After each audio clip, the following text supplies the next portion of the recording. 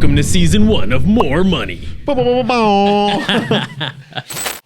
is up, everybody? This is the first episode of our newest podcast, More Money. And if you're asking yourself, where did you get the inspiration for More Money? MOR Lending is our company. So, guys, we're happy to have you here. More Money is a podcast with your new host, Joel. And Roy. Right. They call us Joy. Just kidding.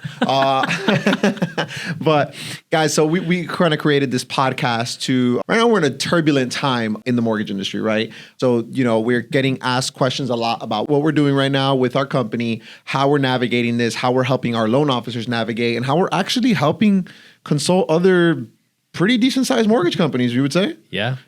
So we're doing a lot of things, man. And we thought, why don't we just put it on camera? Why don't we shoot it, put it on camera, and show the people what we got here? So really the key aspect of it all is the two differences between Roy and myself. We are about a 20 age difference. I'm not going to say the actual age, but it's 20 years. We're a 20-year age difference. So we bring a lot of different perspectives in the market. And from our credibility standpoint, I'll go ahead and introduce myself. I'm 24 years old. I got in the mortgage industry about 3 years ago.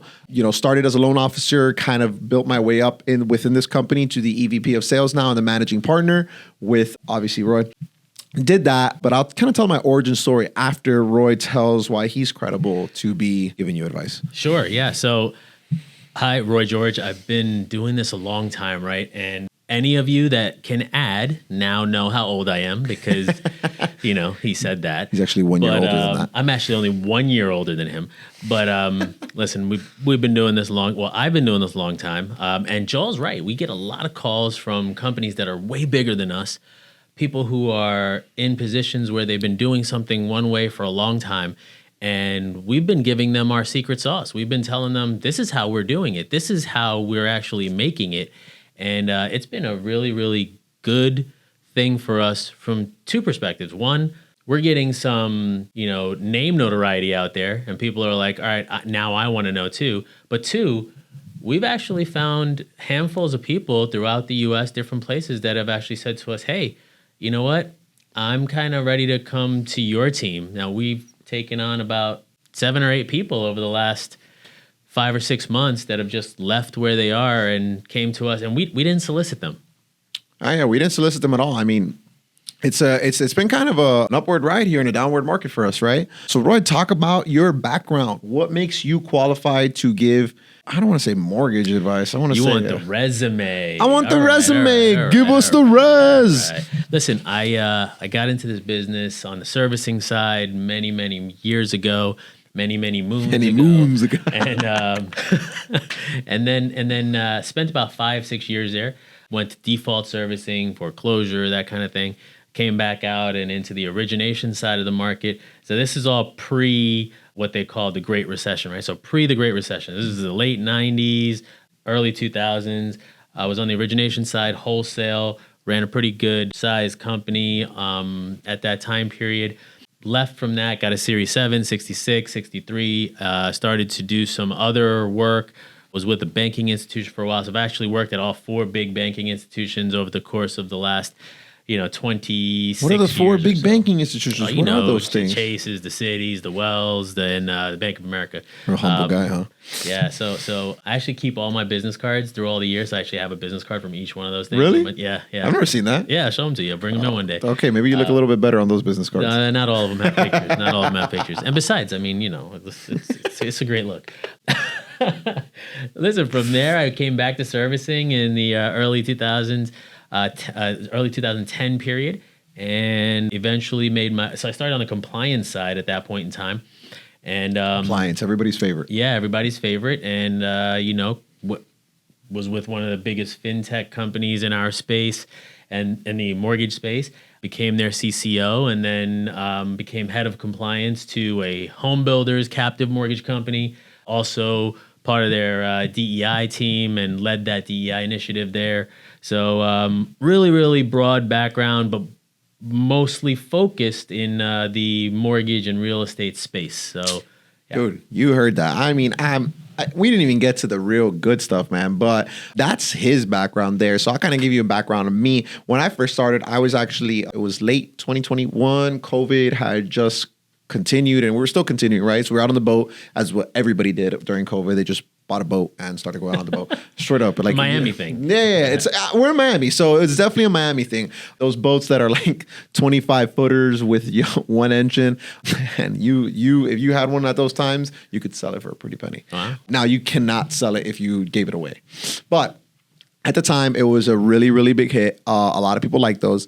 And so we were out on the boat, and we were out with my dad's friend, who is still an owner with us here. That's right. He's still with us here. And he started his company originally. And what happened was he was like, hey, I'm starting a mortgage company. I was just removed from college. And I didn't really have anything that was going on, man. I was trading Forex.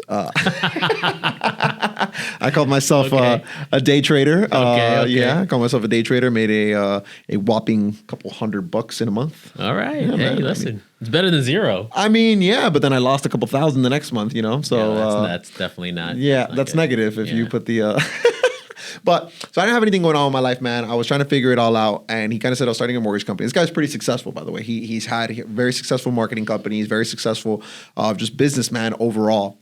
He's actually older than Roy, so you can see here this guy's been here for a while. Yeah. So basically, he said, come into the office. We're moving in the day before they were moving into the new office, and I was like, all right, cool. This is my Mr. Miyagi moment. I'm right here. I'm about to learn how to wax on, wax off, paint the walls. That's what I was doing. Paint the fence. Yeah, paint the fence.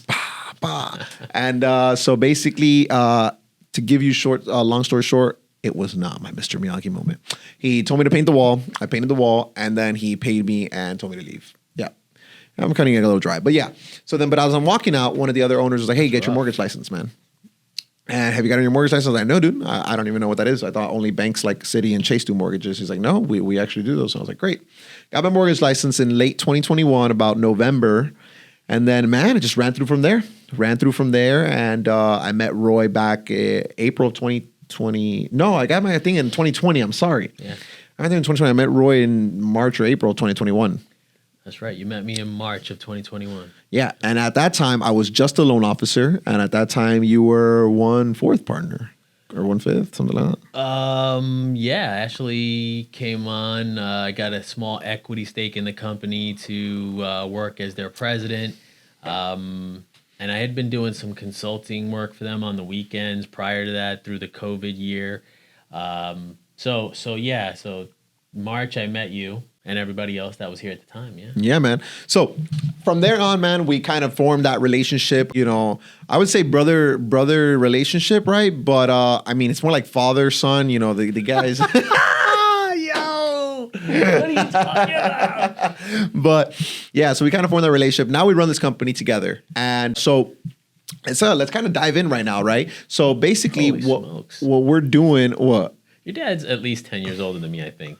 Yeah, but I mean, you're 21 years older than me. It's not far-fetched. It's not far-fetched. It's not, man. I mean, listen, I don't know how young you think you are, but your hair does not agree with you. No, my hairline definitely doesn't agree with that. Yeah, this is a comedy show too. You get more money, more laughs. But yeah, so jumping into it, man. So basically what I'm doing right now is from the loan officer side. So me and Roy have kind of broken up our business functions and business operations into two different parts, right? I handle more day-to-day loan officer type deals and stuff. He's very big picture, bigger operation stuff. And kind of what I'm seeing from my perspective, right, as a young loan officer who came into the real estate industry at a very booming time, right? Number one thing that I'll start off with is saying that a lot of people think that was the best time to come into the business. A lot of people think that, hey, man, it was booming. You made a ton of money. You were just keeping it going, man. And that was the best time. Now you shouldn't get into the business, right? That's what a lot of people think. Well, yeah. I mean, I think a lot of people look at it and they say, man, I see so many other people making so much money. I'm going to get in. And listen, if you did get in between, 2012, 2013 and 2020 or 2021, you did well. I mean, you did really well. And that's great. I actually have the opposite mindset. I am a firm believer that now is the time to get in. Okay. Because if you get in now and you can successfully navigate a very turbulent market, then coming out of the other side is going to be a game changer for you. And good news for people who want to really take their shot at it and put their all into it right now is that I personally think a lot of people are going to exit the industry. I mean, they're already been exiting, so I just think you're going to see more people exit. Absolutely. That's the main part. That's why we're here. That's literally why we're here, because we're seeing so many people exit and people have such a bad name and rep towards the mortgage industry. So we're here to set something straight, man. And we're here to give you, as a loan officer or a mortgage company watching this, just ideas, right? And to me, kind of give you this example right now. To me, my biggest idea is social media. Is putting yourself out there, right? Yeah. Is putting your name out there. Who is Roy? Who is Joel? And who is MOR Lending, right? And people are not going to see that until now. And I think that that's one of the biggest things that most companies are lacking, because they're trying to do business as usual. Yep. But it's not business as usual. No, I mean, listen, 5 years ago, 3 years ago, 4 years ago, whatever it was, people were using Facebook ads, Instagram ads. That by itself doesn't do the trick anymore. If you're not creating video content, if you're not putting your own self out there, majority of Gen Z and millennial groups are, and by the way, that's the biggest home buying population, at the moment and going forward. They start their search on YouTube, TikTok, IG Reels. That's where they start their search. Then they get into, maybe I'll contact somebody. So they're not seeing you in those places, then they're not seeing you. They're not seeing. You're invisible. Yeah. You're the invisible loan officer. Yeah. How can you be an invisible loan officer, man? And that's what we're getting from a lot of people. Production is down. I think these companies now are starting to realize that they can't rely on old methods. They can't rely on old tricks. No. So, yeah, man. So now, Roy, let's continue getting into your background. You said you were part of all this stuff, but what are your? I want the audience to know your credibility here. I want to know why they should be watching this video, why the loan officers and mortgage companies should be watching this, and realtors too. Don't forget this. Realtors should be watching these type of videos. Give me your top 3 highlights, bro. Give me your top 3 moments right here. If I had to make a YouTube video about top this. Top 3 moments of my career? Highlights, whatever you want to put on your resume, the parts at the bottom that you write in there. Okay, all right, cool. I think the top 3 points in time of my career. 24 years old, I make vice president of one of the largest, if not the largest, wholesale company in the United States for subprime mortgages at the time. Subprime mortgages, or what we would call, it's actually worse than what non-QM is today, right? But 24 years old at that time period, it was a big accomplishment for me. So that was definitely one moment in time that I'll always remember. Number 2 is actually just about 12 years later, so 36 years old. I make CCO, hit the C-level suite to a fintech company. Definitely a point in time that I said, wow, I can't believe that I actually did this. Your CCO to who? A fintech company, one of the largest mortgage financial technology companies. Nice. So that was pretty cool. And honestly, that was one of those moments in time where I was like, wow, listen, somebody actually recruited me and into that title, right? So I'm sitting there thinking to myself, wow, I can't believe this just happened. A lot of people go through their careers climbing the ladder thinking I'm going to eventually get to this type of role. Most of them don't make it there. Yeah. So that was a big deal for me. So wait. Yeah. I know that there's something that you did within that company that you helped that was pretty cool. I don't know if you want to talk about it or not. Sure. You talking about as a startup? Yeah. Yeah. So I was actually part of the presentation team when we were a startup to Goldman Sachs when we procured the first $30 million Series A funding. To $30 million. Listen, guys, if you don't want to listen, this guy sat in front of Goldman Sachs and told them, give us 30 mil, and got 30 mil for a startup to one of the largest mortgage lenders in America today. I don't know if they're one of the largest, but yeah, you're absolutely right. So let me be perfectly clear. The CEO of that company did all the give me the money. I was there in a supporting role. The 4 of us were there, and I was kind of like, here's some details, here's some data, All right. So I wasn't the salesperson in the room, but I was actually still really happy that I got to be part of that group and, be able to walk away from that and say, hey, I was actually part of making that happen. All right, cool. Number 3, all time in my career, so resume-wise, I'm actually going to say that it was going to be this, right? So taking all those years of knowledge, operationally, compliance side, I can have an argument with almost anybody in this business. Facts. And stand my ground. I'm not going to always win. I'm not the best at anything, but I can stand my ground. I know what I'm talking about. But it was this. It was taking over this company and now pushing it into a new space. MOR Lending is the amalgamation of all of my career experience, which is also why I think that we're going to be able to be that next growth company when the tide turns. That next growth company. I love that, bro. And just to back up a little bit, right before you were here, what were you doing?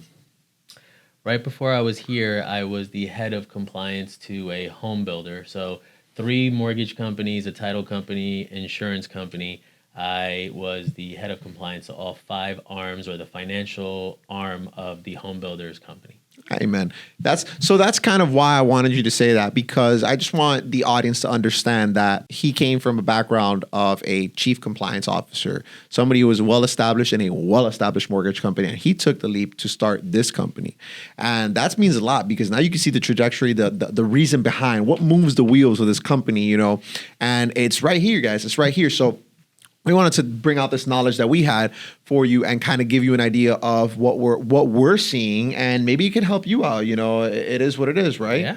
So, and from my experience, guys, I mean, listen, I'm not as polished as that. That is a crazy resume for sure. But I do have, you know, experience in just coming from the mortgage industry with zero background, with absolutely no knowledge of what mortgage is, of what it was. And I was able to set myself up to be a top producer where I got my own business, wasn't really helped, didn't need relationships from anybody else, and kind of worked my way through using the right strategies, the right methods, and kind of pushing it forward.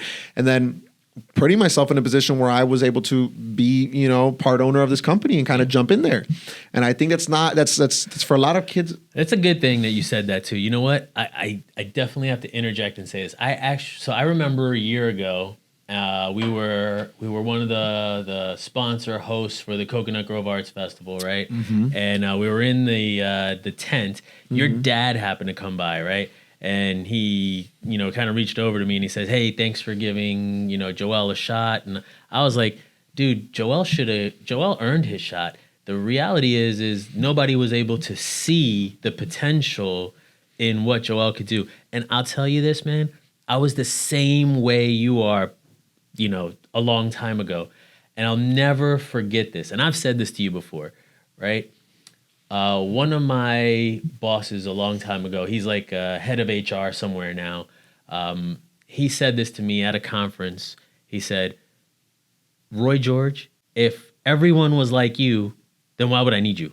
If everyone was like you, why would I need that? Yeah, That's good. Yeah, and it's reality, right? Like, there's not going to be a ton of yous, a ton of me's, but you know, thank God there are a few of us that we can you know, kind of lead the charge and lead the groups, and you know, I'm with you 100% on that. Yeah, man, I appreciate that, bro. I appreciate that, man. Yeah, it's listen, man. It was a culmination, a lot of hard work, and to give you guys a real background, you know, I was kicked out of college, man. I was in a position where I didn't do what I was supposed to do, and I was removed from college, and I had to start myself. I had to pick myself up, move myself forward, and find myself a new path in a sense, right? And I did not expect it to be this. I will tell you something. You bet me 100 out of 100 times what will you be doing, and I will give you 100 answers that are not mortgages. Like, straight up. Like, I don't even know what to tell you. Like, salesman, yes, but in the mortgage industry, man, I thought I'd be selling like vacuum cleaners before I was selling the mortgage industry. I got to tell you something about that. Every conference I go to, everybody always says, "How many people in the room thought they were going to be in industry?" And nobody says anything, right? And it's funny because, you know, what you just said is what almost everybody in this industry has just ended up in this industry. It was nothing that they decided, "Hey, I want to do this." I actually just met for the first time a handful of people, your age group, the Gen Z group, who actually are like, "Yeah, my parents were in this business and I got into this business." I'd never, ever seen anybody like that prior to that. Well, I guess it's coming to the time of it, though, right? Like, if you got people in the business right now, the average age is what, 53, 52? Yeah, something like that, yeah. My dad's age, you know, you're having kids like me that just, I mean, if they come in, you know, generally speaking, if you're a half decent mortgage loan officer, you're making a pretty cheddar, you know? Yeah, absolutely. So, I mean, if I'm a kid, I'm like, if I got nothing else, I'm going in, right? I would say that, you know, there's a lot more people in this industry that are not in the loan officer space than there are that are in the loan officer space that are, you know, second generation or, you know, been in the business more than, you know, oh my gosh. I just found out about all these other positions, man. So it's crazy. But that's also one thing that we're very driven. So me and Roy are part of a super, super amazing organization called NAMBA, National Association of Minority Mortgage Bankers of America. And one of their missions, their mission is to bring younger people into the mortgage industry and expose them to the great possibilities of being in the mortgage industry. Absolutely. Or going after college kids and high school kids. So I think that, for anybody watching this that's looking to try to get into it, I think, man, there's so many opportunities here. Absolutely. So many endless opportunities. I think you've worked in every aspect of mortgages pretty much. A lot of them, yeah. No, maybe not everything, but a lot of them. Yeah. So, I mean, I've just done the loan officer side. And I can tell you this, man, it's got its ups, it's got its downs. I won't lie. You definitely have your high points, you definitely have your low points. But one of the things that has kept me through is just understanding that consistency will beat all. If you put yourself in the right position, man. And I think a lot of the things that happened in the past were people making crazy money, man. People making crazy money thinking it was going to last forever. Sure. And I don't think that they were able to kind of understand that, hey, this ride is not forever, so it's going to slow down. I think that happens, in every cycle. There's a group of people who just don't realize that ride's going to end at some point or another.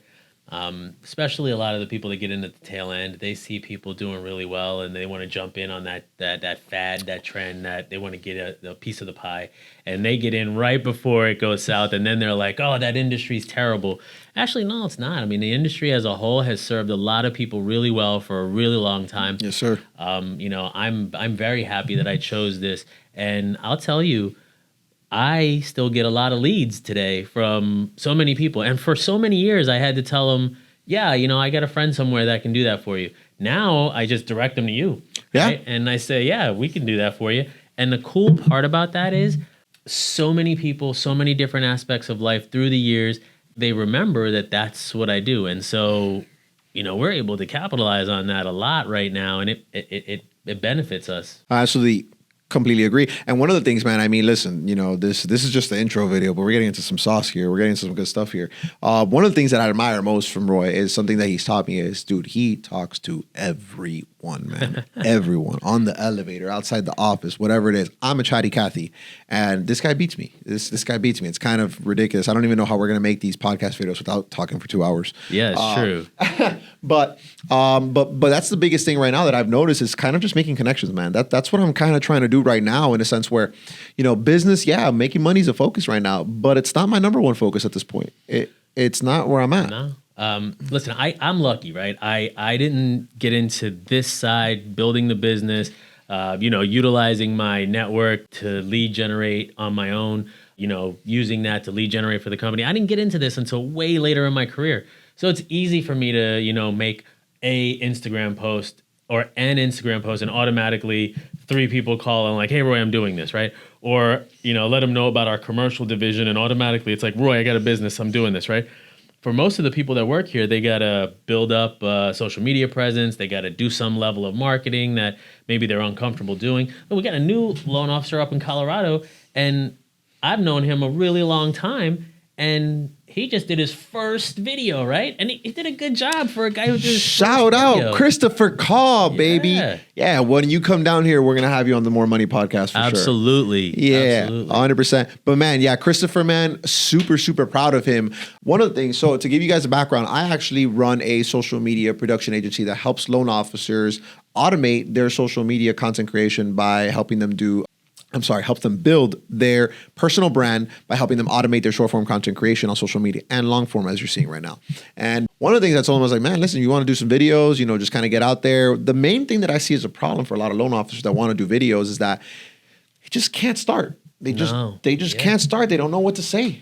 Absolutely. Bro. Absolutely. And I tell everybody, man, and if you don't believe me, dude, my Instagram is below. I'm dropping it below. Go check it out. It's in the links below, facts.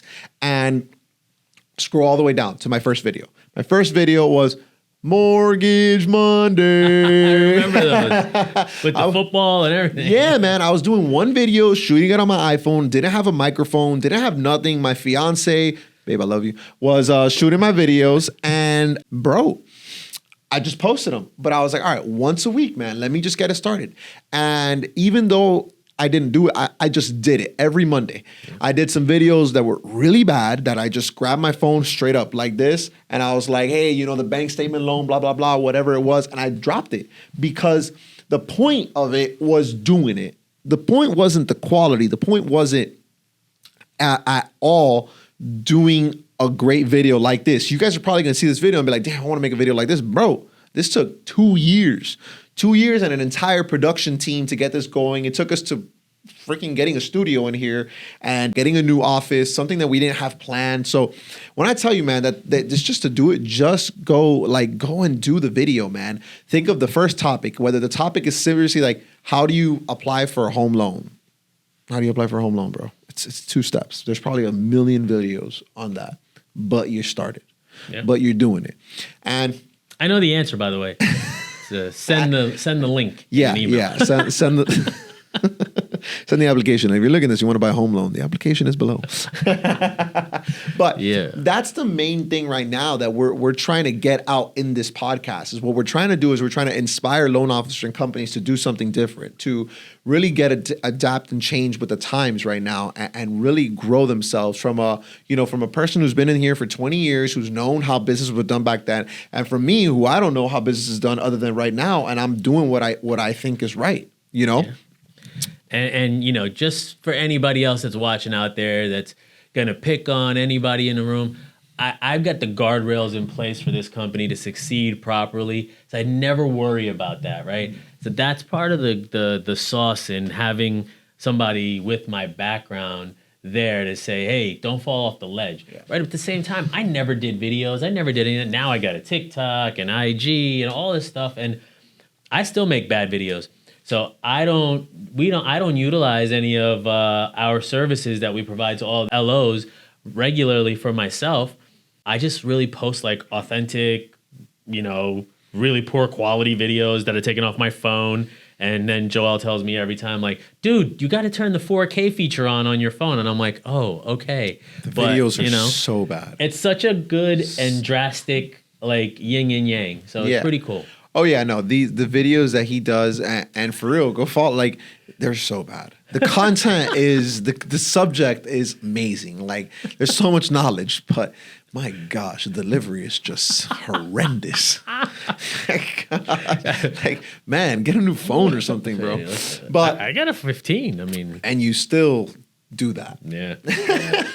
But yeah, and it's all about, man, right now, I think in today's mortgage market, whether you're starting, whether you've been in it, it's just do the same things you've been doing. Yeah. Don't stop doing the activities. Don't stop the prospecting every day. And I know you've heard it, prospect every day, man. Listen, find your way of prospecting. Whether it's calling your phone contacts every week, bro. Whether it's talking to 5 people in a coffee shop every week of opportunity. Listen, there's a type of prospecting where you're targeted prospecting, go after people who already have the business that you want, or just prospect whoever at this point. But as long as you're making conversations and adding people to your client list, people to your database, people to your network like this guy has, then you're going to get those results. You're going to grow with that. And one thing that I'm actually doing for myself is I've joined NAMBA. I joined NAMBA as the marketing director for the SoFlo chapter down here. We're very small. We just started, but these aren't people that I can get loans from. This isn't a thing where I can go in and say, hey, like,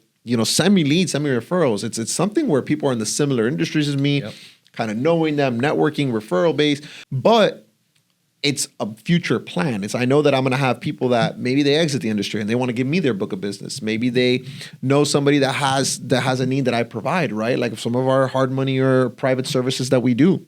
Different ideas like that. Another thing is that I'm very involved in my church. I'm very involved in my church, and I hang out with them, and that's a great resource space for myself. And so we're talking about how kind of just being involved with the churches and stuff like that. But one of the main things that I really do want to point out is our Roy's real ability to the fact that other mortgage companies call them. So we talked about bigger mortgage companies, right? When you say bigger, what are you referring to? What's that look like that they're calling you for? That's interesting, right? So not everybody, I guess, knows where I am or what I'm doing, but they know my background. So I get calls from people who are the same size as us, who are doing, either a broker model or a mini correspondent model like us, or I get calls from people who have companies that are 6, 7, 8, 9, 10, 100 times the size of ours. And they're like, hey, we saw what you were doing. What do you think about this? I give you a real life example. I just took a meeting with a company that's Florida based, probably has about, we have almost 18 loan officers now here at the company. They probably have about 50 loan officers. So they're, almost triple our size, right? And their CEO and I met and we just kind of chopped it up on how he could continue to grow his business and do what he's doing over there. So it's an array, man. I get calls from people who are at corporate companies who want to pick my brain for ideas. I get calls from people who are just starting out. What about the guys in Louisiana, right? He just started out and I helped him out with all kinds of different conversations. Where do you get HR from? Where do you get payroll from? Where do you get these things from? And you got to be able to help the people out wherever they are. That's the way I kind of look at it, right? Like, I don't care if you come work for MOR. I don't care if you want to start your own thing. If you've got questions, hit me up. I'm happy to answer. Yeah, dude. He also wears burger socks. That's right. You can tell. Burgers and fries. Like, I can't eat burgers regularly, but I love them. So you wear them on your sock. That's right. It's like what is it? Like, I got my heart on my sleeve type thing. That's right. I got my burger on my ankle.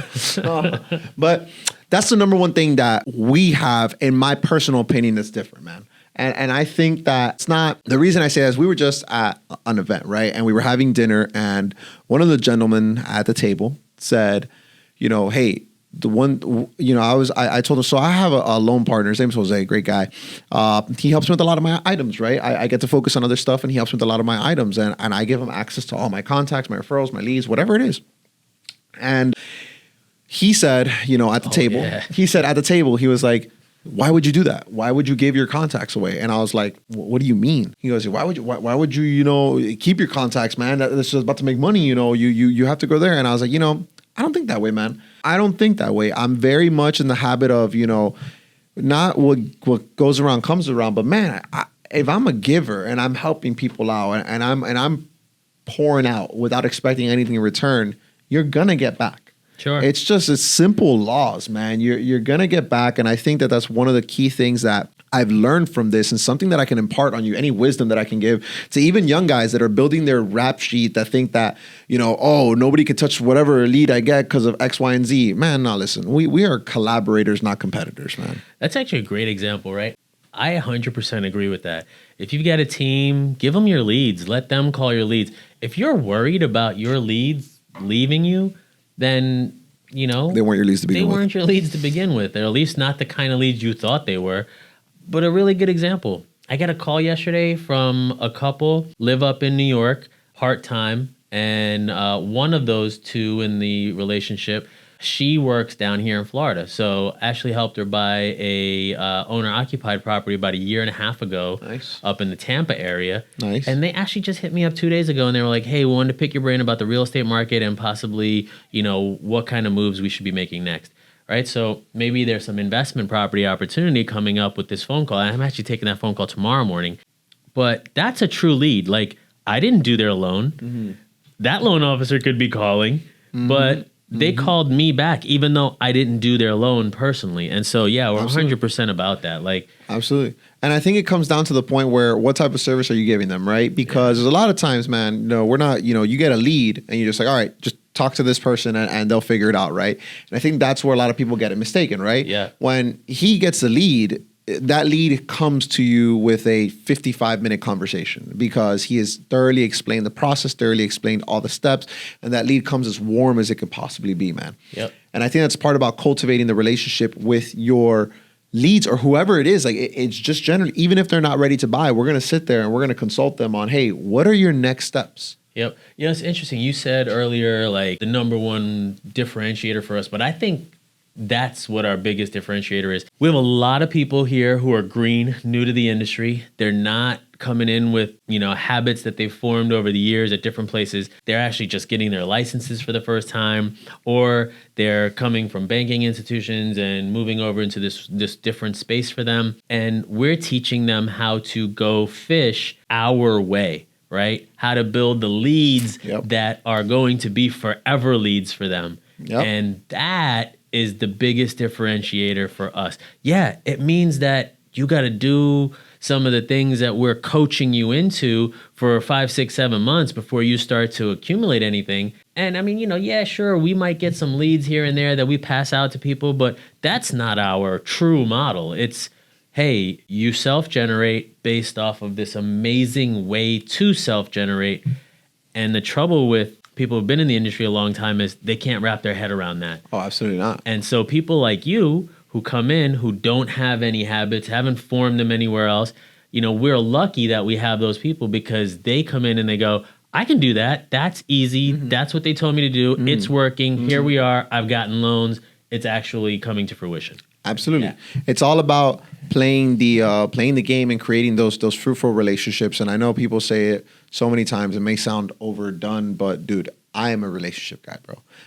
Whether you can give me a loan now, whether you can give me a loan in 3 years, I don't really care. I'm here to build a relationship with you and a growing one at that. And I think that's the most important thing right now for the loan officer, to create those relationships that truly last, to create those functions, whether it be on social media, whether it be through face-to-face, whether it be through phone call, whatever it is, man.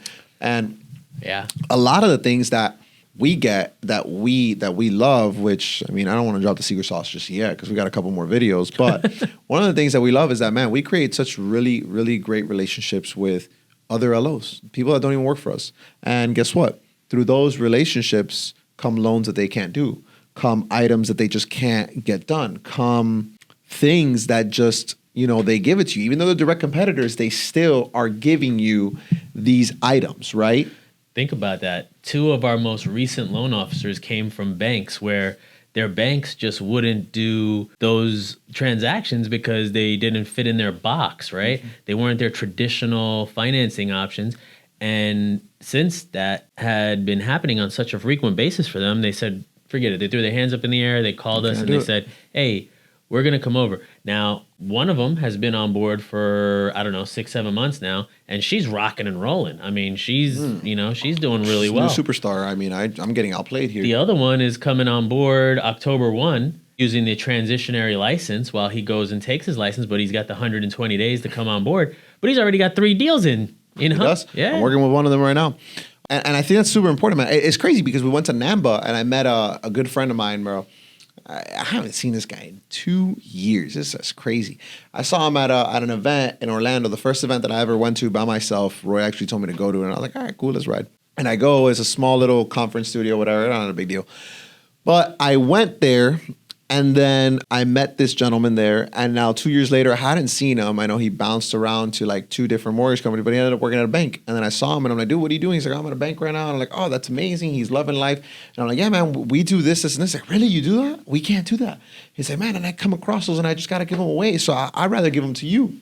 Simple items like that. Yeah. A guy who just started out, didn't have anything really to offer me in any capacity other than just friendship and valuing that relationship. So ending off on that high note, guys, this is the first episode of More Money. There is going to be so much more content coming to you live from here. And I'm actually going to look up real quick, what is the next thing that we're going to be talking about so that you know to tune in and you know not to miss out on this. Bro, you got any ending remarks? Yeah, just remember this environment that we're in, this is where you make your play on all of your personal relationships and not just the cold calling or, listen, everybody's trying to call every realtor out there right now. So you need to figure out how to do something different than just that. Also, hey, listen, as this podcast continues on, we'll have some guests come on.